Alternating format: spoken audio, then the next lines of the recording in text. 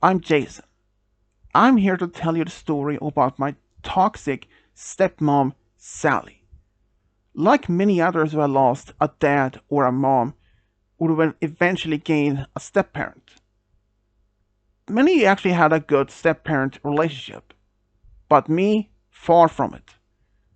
She was in the beginning very friendly, but near the end, she was very cold to me, very rude. But I will give you a list of brief backstory how she even came to my life. When I was about 10 years old, I actually lost my mom in a car accident. A drunk driver hit her car when she was on her way home from work. I was devastated. My dad was also. After we lost her, he took care of me by himself for a number of years. But when I was about 14, he actually started dating a new woman named Sally. He had introduced me to her a few times, and I liked her. She was very polite, very friendly. But then, when I was about 15, they actually got married. I was happy for my dad. In fact, I did encourage him to do so, because I wanted him to be happy for once. After losing my mom was a huge blow to him. And like I said first, in the beginning she was very friendly to me. But eventually it all changed. She really started to act cold to me. But it didn't happen right away though. It took about almost 2 years after they got married when she started being like this. Though she might have been cold to me even during those 2 years up to that. But I may have not even noticed. I was just happy to have a new stepmom, even though my real mom could never be replaced. But it all eventually changed when I was about 18. I just finished high school and started working. I actually started working at this small furniture store in town. And after this happened, my stepmom Sally told me that I should help around in the home, like with cleaning, laundry, and all that kinds of things. At first, I didn't mind doing some to help around in the home, but eventually it became more and more and me doing that and less her. Eventually, I was the one who took care of the cleaning, laundry, and dishes, and even shopping. Though she gave me another solid money, but if there was anything left, I had to give it back to her. And when I was about 19, she told me the most shocking that one day after I get home from work, she stood by the door and said, "So you're home? Well, we have something to talk about." I was like, "Okay, what is it?" "You had to start paying rent or you're out of the house." I was dumbfounded. In fact, it had been since 1 year since when I turned 18, and now I'm 19. And now she had this so shocking news that I had to be paying rent. Otherwise, I'm out of the home which I have been living my whole life. I asked her what? Why? She said that I'm actually over 18, I'm an adult, and since my dad don't have the obligation to keep me at home, which is true though, he doesn't. But during this time, my dad also could start to be cold to me. I wonder why. Maybe that she had brainwashed him or something, I don't even know. And I told her I don't know if I can. And she demanded I do that or I'm out.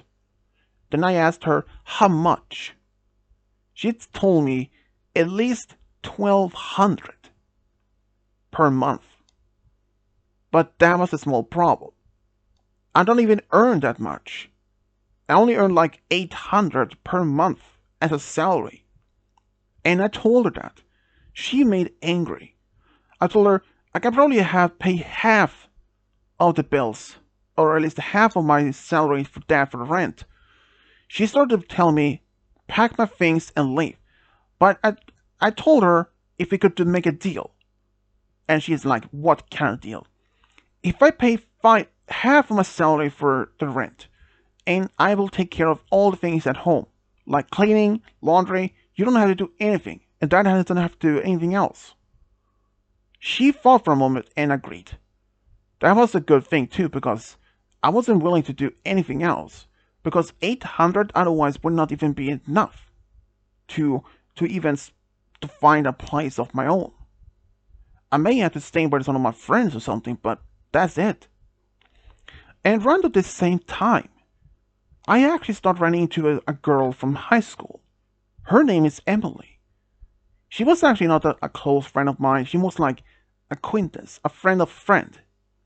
She actually showed up at this furniture store one day out of blue. She was looking for something for her mom or her grandmother. I think it was at least some of that. And I helped her. And we started hanging out after from work, a daytime, when I have a day off, or if I have during the weekends. But eventually, we started dating. And it all also happened when I turned 20. Things were looking good. I was actually told by my boss that eventually one day that he might shut down his business. I asked him why. Well, he told that he was getting older, as he's getting closer to retirement. It was actually close to 60s. And around the time, I was also thinking of maybe starting my own business, but I wasn't sure what kind. But then I thought, why not furniture store? So I actually told him that, and he actually told me that I could take over his business after he retires. I was curious and asked if he was sure about it. He said yes, other than that, he had to close down and get rid of all the furniture, which he didn't want to do. So I agreed. So I get working there, and about when I was just around the time when I was close to 22, I was about 21 at the time, I actually signed the papers and took over the ownership of his business, and I was happy. At first, it didn't go as much as well as I thought. I mean, for maybe for the first 2 months at least. But then, eventually, it worked out. Emily and I had even made plans of getting married. In fact, this was around the time when I was just 21 though. And I actually had plans to propose to her, but I wanted to wait for a bit longer. So, the day came when I was a year later, when I had just turned 22, it was time to take the next step. I proposed to her over dinner, and should I mention, she was actually working with me at the same store. She was actually one looking for work, and well, I was happy. But then it came the day when I had to announce my engagement to my family. So, I mean, my family had my dad and stepmom actually have met Emily a couple of times before. But then that dinner, we announced we are engaged and we're getting married maybe sometimes maybe next year. And my stepmom flipped out. Or at least not at the beginning at first, but she asked me if she's gonna move in with us. She said. We weren't sure about that, I said. We were thinking of maybe getting our own place eventually. But Dad was like, yeah, she can stay here. We have plenty of room. But then my stepmom said, if she had to stay here, she had to pay the bill, the rents as well, separately. Both me and Emily looked at each other like, I was like, what? I mean, and then she said, and I will have to say that 400 no longer is an option. And then I asked, how much this time? Well, dare I even say it, she had to tell me that I had to pay at least 1,000 or even 1,100. That was way more than I was originally thought. And I told her, that was our deal was about a half of 800. 400 per month. Did we say that? Yes. Well, I changed my mind, she said.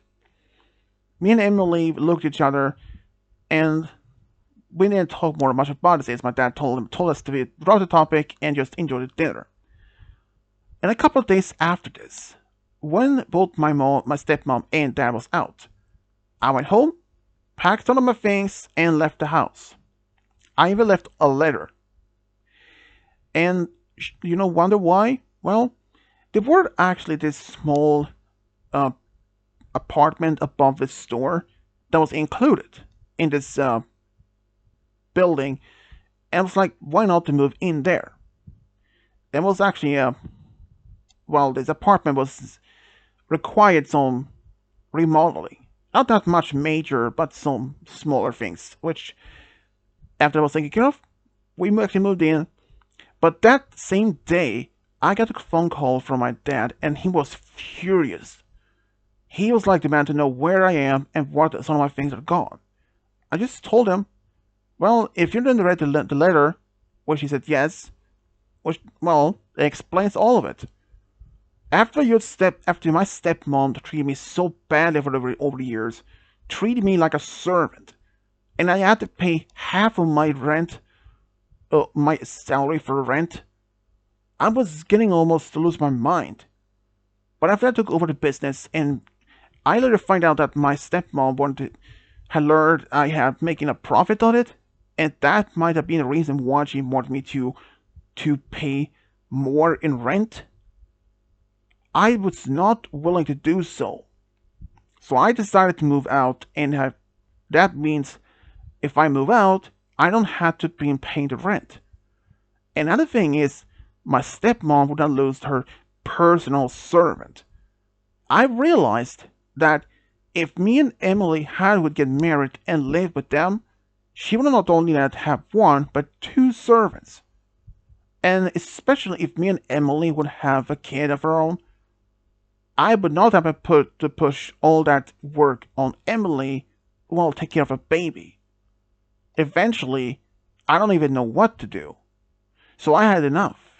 I told him that. And he flipped out again. He told me, you get your butt over here right now and move in back. We need your help. It turned out my dad was telling a lie. Well, Dad, former correctionally stranger, what did you call me? He screamed. Well, as it is. From this day on, you are no longer my dad. Bye. And I hang up and I blocked the number. Even my stepmom would try to call me, but I already blocked her number even earlier than that. But even though they knew what my business was located, so they could just go there, which they did a couple of times. But I told them, I even informed my other workers, if they saw this man and a woman in the description, tell them that I'm not there and leave immediately. Well, let's say my stepmom did cause a racket. She literally threw this mirror on the floor, which broke in pieces, and the value of that one was about $150. And there was tons of witness in the store and my workers. So when I sent the bill, she freaked out when she called the store telling me, I will not pay for that. You caused it. Well, I told her not only that we have witness, both my staff and the witness from the customers and security camera, she had no otherwise option to do it. If she doesn't pay, I would have to file a police report for damage. And it was only $150, I told her. She could afford that. So, she did.